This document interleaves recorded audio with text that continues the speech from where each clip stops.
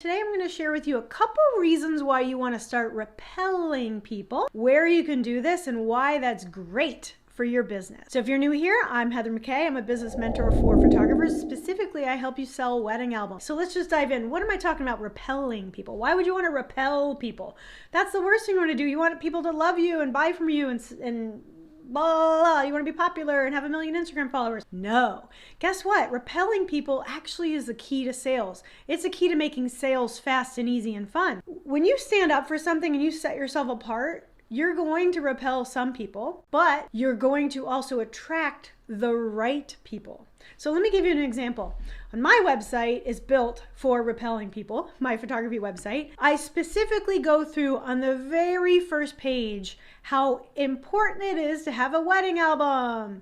Guess what that does? It repels all the people who think they just want digital files. But it attracts the people who believe me, or it convinces people who haven't even thought about it, because we think they've thought about it, but they actually haven't thought about it. Digital files, most of the time it's because we give them away. That's why the client wants them, honestly. They honestly don't know what to do with them, and they're never gonna print a book on their own. They're not gonna do much more than a 4x6, honestly. So what I'm doing is I'm educating them. I'm attracting people who agree with me. I'm converting people from the dark side to the light. And more importantly, I'm setting an intention right away. This is how my business is run. And if you don't like it, you can get lost. And guess what happens? They get lost. Great. And I love it, because what happens now is the people who actually make it through my feisty filter on my website, they fill out the form and it is a done deal. I book people over the phone. I don't even need video chats anymore. I mean, even though I love video chats because I hate showing up on the wedding day and not knowing what the bride and groom look like, this is the power of it. I can literally book them over the phone or over like 2 emails. Because my website is strategic. It is set up to repel the people who are tire kickers, the people who just want to send me that really lame email that says, what are your prices?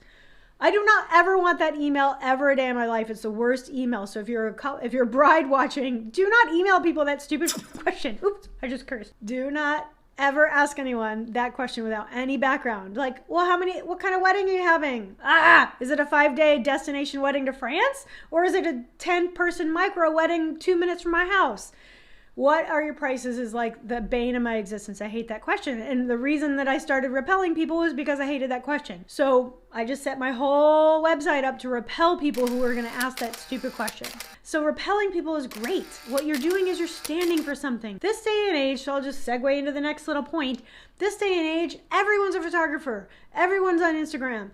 Everyone, blah, blah, blah. There's so much content. It's so hard to float to the top, honestly, of any algorithm. I don't care who you are. Look at any of my videos. There's some gold being dropped, and I've got 100 views, 50 views, and I'm thankful for every one of them, but it's like, no, there's so much like nuggets I'm giving away. I'm one of 1 million people doing it, right? So are you. You're 1 in 1 million. They can find a photographer anywhere. So stand for something. What do you stand for? Even if it's that you stand for digitals only, guess what that's going to do? It's going to repel the people who actually want you to create products for them. And it's going to bring in all of the people who think they want to do it themselves.